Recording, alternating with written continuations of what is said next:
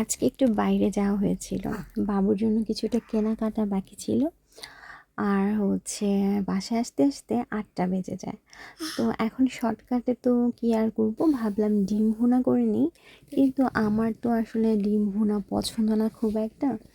তো আমি চাচ্ছিলাম ডিম ভুনাটাকে কিভাবে আসলে মজা করা যায়। তো নর্মালি আমি যেভাবে ডিম ভুনা করে ওভাবেই করছি।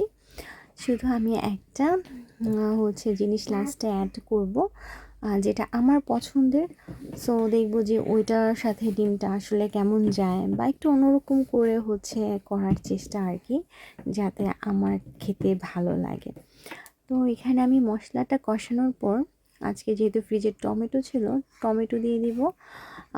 এখান থেকে আমি অর্ধেক টমেটো দিয়ে দিব এই মশলাটা কষানোর সময়, কারণ আমার কাছে মনে হয় এতে টেস্টটা একটু বাড়ে। বাকি অর্ধেকটা আমি লাস্টের দিকে দিব। তো এখন আমি ডিম দিয়ে দিচ্ছি, আর এখন দিয়ে দিচ্ছি মটরশুঁটি। তো মটরশুঁটিটা আমার আসলে খুব পছন্দের, এর জন্য আমি ডিমের সাথে অ্যাড করে দিচ্ছি।